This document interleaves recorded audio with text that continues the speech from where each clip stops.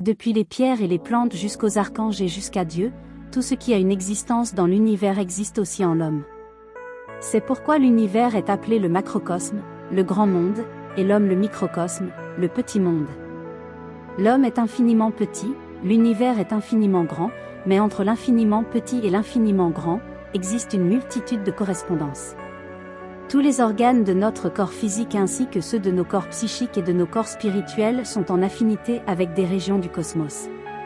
Évidemment, il ne faut pas s'imaginer que le cosmos possède des organes comme les nôtres, mais dans leur essence, nos organes sont en correspondance absolue avec les organes du cosmos, et par la loi d'affinité nous pouvons toucher dans l'espace des forces et des centres qui correspondent à certaines forces et à certains centres en nous.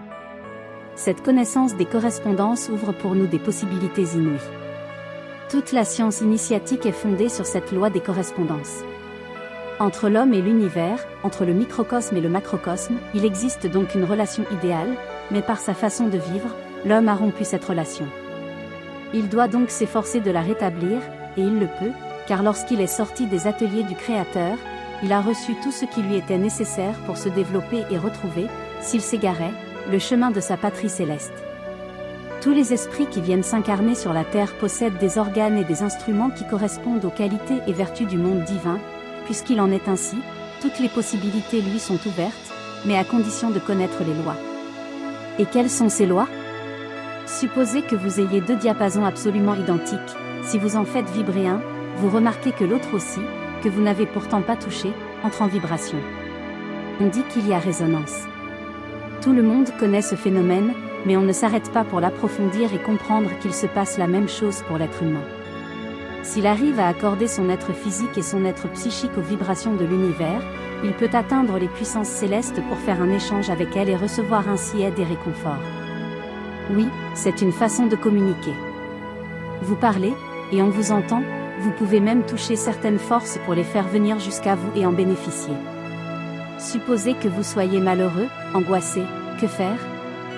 Eh bien, plutôt que de rester là à pleurer et à tourner en rond, pourquoi ne pas aller auprès des êtres qui peuvent vous aider ? Vous direz, où sont-ils ? Où les trouver ?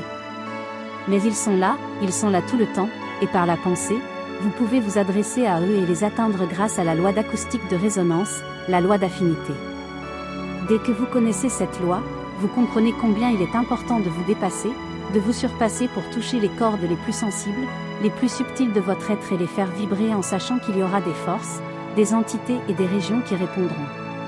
C'est la qualité de vos pensées, de vos sentiments, de vos désirs, qui détermine absolument la nature des éléments et des forces qui seront éveillés très loin, quelque part dans l'espace, et qui, tôt ou tard, descendront jusqu'à vous. Alors, attention, maintenant que vous connaissez cette loi de l'affinité, qui est la loi magique par excellence, la base de toute création, vous pouvez commencer immédiatement à vous mettre au travail. Peu à peu, vous arriverez à tout reconstruire en vous, en produisant par vos pensées et vos sentiments, des vibrations beaucoup plus élevées qui s'en iront très loin dans l'espace, chercher parmi des milliards d'éléments, ceux qui leur correspondent.